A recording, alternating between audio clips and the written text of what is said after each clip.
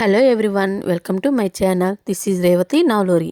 మనకి ఇప్పుడు కార్తీక మాసం నడుస్తుంది కాబట్టి కార్తీక మాసంలో పిండి ప్రమిదలు ఎలా చేసుకోవాలి ఈ వీడియోలో చూపిస్తాను. కార్తీక మాసంలో 7 శనివారాలు ఈ పిండి ప్రమిదలు చేసుకుంటే చాలా మంచిది. నాకు ఇలా పిండితో ప్రమిదలు చేస్తారని ఫస్ట్లో తెలీదు. మా పక్కింటి అక్క దగ్గర చూసి నేర్చుకున్నాను. చాలా అందంగా ఉన్నాయి, చాలా బాగా వచ్చాయి పిండి ప్రమిదలు. ఎక్కువగా వెంకటేశ్వర స్వామి పూజలో ఈ పిండి ప్రమిదలను చేస్తారు. ఈ పిండి దీపాలు కొండెక్కిన తర్వాత ఈ దీపపు ప్రమిదల్ని ఏం చేయాలో కూడా ఈ వీడియోలో చెప్తాను. సో పిండి దీపాలు ఎలా చేస్తారో మొత్తం ప్రాసెస్ అంతా ఈ వీడియోలో చూపిస్తాను.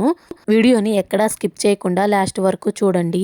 వీడియోలోకి వెళ్లే ముందు నా ఛానల్ని లైక్ చేయండి, సబ్స్క్రైబ్ చేసుకోండి. ఈ పిండి ప్రమిదలు బియ్య పిండితో చేసుకోవచ్చు లేదా గోధుమ పిండితో కూడా చేసుకోవచ్చు. నేను బియ్య పిండితో ఈ పిండి ప్రమిదలను చేశాను. ఫస్ట్ ఒక 1/2 kg బియ్యాన్ని అయితే నానబెట్టుకోవాలి. మన ఇష్టం, మనం ఎన్ని బియ్యం అయినా నానబెట్టుకోవచ్చు. పిండి ఎక్కువ అయితే ఫ్రిడ్జ్ లో స్టోర్ చేసుకోవచ్చు. ఈ బియ్యాన్ని 4-5 గంటల సేపు కంపల్సరీగా నానబెట్టాలి. నానబెట్టిన బియ్యాన్ని 2-3 సార్లు బాగా కడిగి గిన్నెలో వడబోసుకోవాలి. ఒక 10 నిమిషాల సేపు వడబోస్తే సరిపోతుంది. ఈ బియ్యాన్ని ఎండపెట్టకూడదు, వడపోసుకోవాలి లేదా కాటన్ క్లాత్ లో ఒక 10 నిమిషాల సేపు ఆరబెట్టుకోవాలి. ఈ పిండి ప్రమిదలకి మేము రేషన్ బియ్యం వాడాము. ఏ బియ్యం అయినా వాడుకోవచ్చు. ఇలా వడపోసిన బియ్యాన్ని మిక్సీలో వేసి గ్రైండ్ చేసుకోవాలి. ఈ బియ్య పిండితో చలిమిడి చేసుకోవచ్చు, పిండి ప్రమిదలు చేసుకోవచ్చు, ఇంకా పూజా మందిరంలో ముగ్గులు కూడా వేసుకోవచ్చు. ఈ పిండిని మరీ మెత్తగా అయితే గ్రైండ్ చేయకండి, కొంచెం లైట్ గా బరక ఉన్నా ఏమీ కాదు. ఇలా గ్రైండ్ చేసిన పిండిని ఒక జల్లెల్లో వేసుకొని జల్లించాలి. ఎందుకంటే ఆ బియ్య పిండిలో ఏమైనా గడ్డలు అట్లా ఉంటే అవి వెళ్ళిపోతాయి. పిండి స్మూత్ గా ఉంటుంది.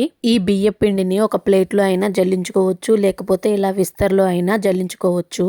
ఈ బియ్య పిండిని మనము ఇలా మిక్సీలో అయినా వేసుకోవచ్చు లేదా మిల్లుకు కూడా వేసుకోవచ్చు. మనము నెలకు సరిపడే బియ్య పిండిని ఇలా ఒకేసారి వేసుకొని ఫ్రిడ్జ్ లో స్టోర్ చేసుకోవచ్చు.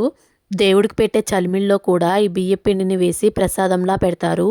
ఈ పిండిని మనము కిచెన్లో కూడా వాడుకోవచ్చు. కానీ కిచెన్లో వాడే పిండిని పూజలో అయితే వాడకూడదు. పూజలో వాడే పిండిని సపరేట్గా స్టోర్ చేసి పెట్టుకోవాలి. ఇక్కడ మా రిషిగాడైతే వాడే జల్లిస్తాడంట, అస్సలు జల్లనివ్వటం లేదు. చూడండి, ఇక్కడ కొంతమంది బయట కొన్న బియ్య పిండిని వాడవచ్చా అని అడుగుతారు. కానీ బయట కొన్న బియ్య పిండిని అయితే వాడకూడదు. ఇలా మనం సొంతగా ప్రిపేర్ చేసుకొని ఆ బియ్య పిండితో ప్రమిదలు చేస్తే చాలా మంచిది. ఇలా పిండిని జల్లించిన తర్వాత పైన కొంచెం వేస్ట్ వస్తుంది కదా, దాన్ని కూడా మిక్సీలో వేసుకొని మళ్ళీ గ్రైండ్ చేసుకోవచ్చు.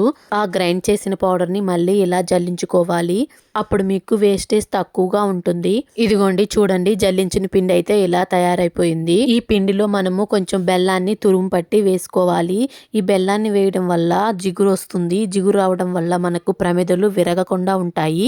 ఈ పిండి ప్రమిదలు మనము ఆవు పాలతోనే చేసుకోవాలి. ఆవు పాలతో చేసిన పిండి ప్రమిదలు చాలా మంచిది. ఇక్కడ పక్కన విస్తర్లో బెల్లం ఉంది చూడండి, పెద్ద నిమ్మకాయ సైజ్ అంత బెల్లం ఉంది. ఆ బెల్లాన్ని పిండిని రెండింటిని మిక్స్ చేసి బాగా కలుపుకోవాలి. నేను పిండి మొత్తం వేయలేదు, నాకు 7 దీపాలకు సరిపోయే పిండి మాత్రమే యూస్ చేశాను. మిగతా పిండిని అయితే ఫ్రిడ్జ్ లో స్టోర్ చేసుకున్నాను. ఇలా బియ్య పిండిని బెల్లాన్ని బాగా కలుపుకోవాలి. మనము పూజ చేసుకునేటప్పుడు దేవుడికి పూజలో ప్రసాదంగా ఫ్రూట్స్ పెడతాం కదా, అలా ఫ్రూట్స్ ఏమీ లేనప్పుడు ఇలా బెల్లం ముక్కలను కూడా ప్రసాదంలా పెట్టవచ్చు. ఇలా బెల్లం ముక్కలను కూడా దేవుడికి నైవేద్యంగా పెట్టవచ్చు. తర్వాత ఆవు పాలు కొంచెం కొంచెం వేసుకుంటూ కలుపుకోవాలి. ఈ పాలన్నీ ఒకేసారి వేసి కలుపుకోకూడదు, అది అణుకయ్యే ఛాన్స్ ఉంటుంది. కాబట్టి కొంచెం కొంచెం వేసుకొని మనం చపాతీ పిండిలాగా కలుపుకోవాలి. ఈ పిండిని మనం అంత గట్టిగా కలుపుకోకూడదు, అంత లూజ్గా కూడా కలుపుకోకూడదు, మీడియంలో కలుపుకోవాలి. ఈ పిండిని కలుపుకోవడానికి మనము ఆవు పాలు యూస్ చేస్తే చాలా మంచిది. ఒకవేళ ఆవు పాలు లేకపోతే గేదె పాలను కూడా యూస్ చేసుకోవచ్చు. ఇవి రెండు లేని వాళ్ళు ప్యాకెట్ పాలు కూడా యూస్ చేసుకోవచ్చు. కానీ ఆవు పాల కన్నా శ్రేష్టమైనది ఏది ఉండదు. ఇప్పుడు వర్షాలు పడటం వల్ల బెల్లం అయితే నెమ్ముకొని లిక్విడ్ ఫామ్లోకి వచ్చింది. సో ఆ బెల్లాన్ని నేను కలిపి యూజ్ చేశాను. ఇంకా బెల్లాన్ని నలగొట్టే పని అయితే లేదు, మొత్తం పిండిని బెల్లాన్ని మిక్స్ చేశాను. మీరు బెల్లాన్ని నలగొట్టిన తర్వాత ఆ బెల్లం ముక్కల్ని మిక్సీలో వేసి మిక్సీ పట్టిన ఆ బెల్లాన్ని మాత్రం పిండిలో కలుపుకోవాలి. అలా పిండిలో కలుపుకోవడం వల్ల పిండి ప్రమిదలు చాలా బాగా వస్తాయి. బెల్లం ముక్కల్ని డైరెక్ట్గా కలపడం వల్ల మీకు ముక్కలు అడ్డు తగిలి ప్రమిదలు అయితే నీట్గా రావు.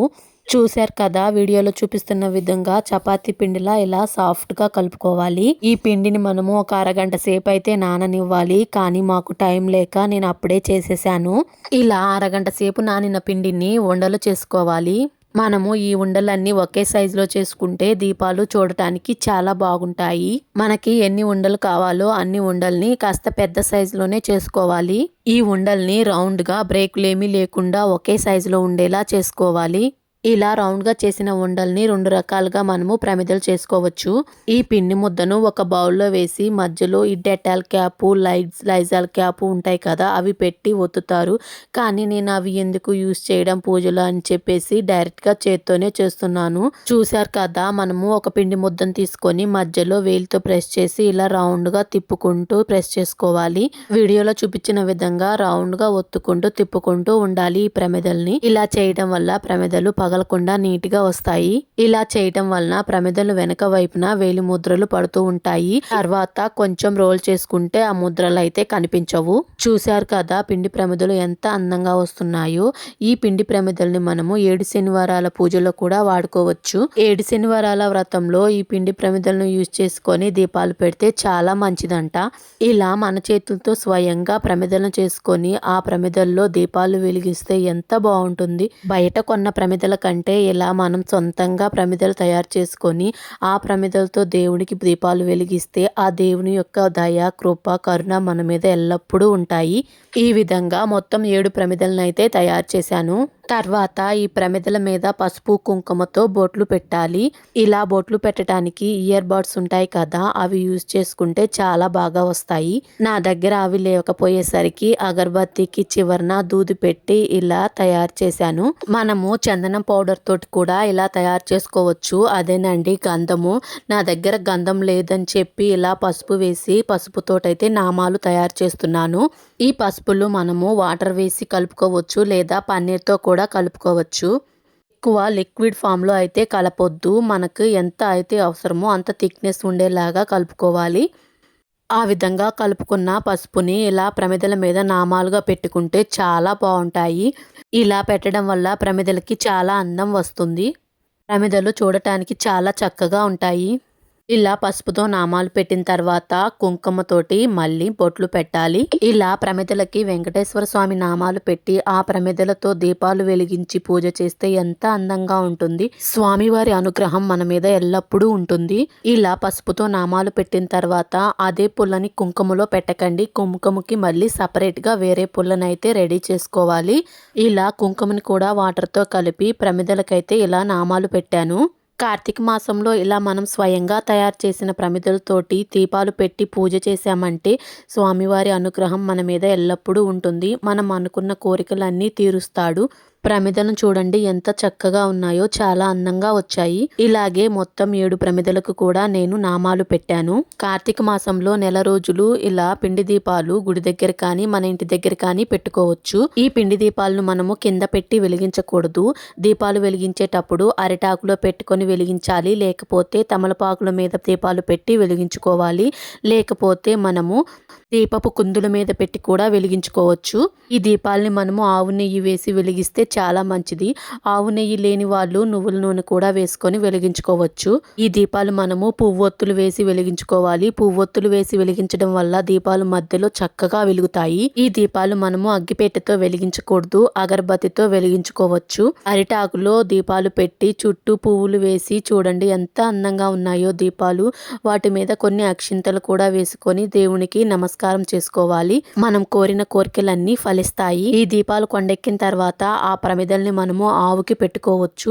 ఒకవేళ ఆవు అయితే అందుబాటులో లేకపోతే వాటర్లో కలిపేసుకోవాలి ఆ ప్రమిదల్ని. చూశారు కదా, ఈ విధంగా పిండి ప్రమిదలు తయారు చేసుకొని కార్తీక మాసం మొత్తం వెలిగించండి. మీకు శుభం కలుగుతుంది. లక్ష్మీదేవి మిమ్మల్ని అనుగ్రహిస్తుంది. ఆర్థిక సమస్యలు ఏమైనా ఉంటే తొలగిపోతాయి. ఆ సరస్వతీదేవి కటాక్షం మీ మీద ఎల్లప్పుడూ ఉంటుంది. సో అంతేనండి, పిండి ప్రమిదల్ని చాలా ఈజీగా చేసేసుకోవచ్చు. సో అంతేనండి ఈ వీడియో నచ్చితే మీరు లైక్ చేయండి, సబ్స్క్రైబ్ చేసుకోండి. నెక్స్ట్ వీడియోలో కలుద్దాం. ఉంటాను.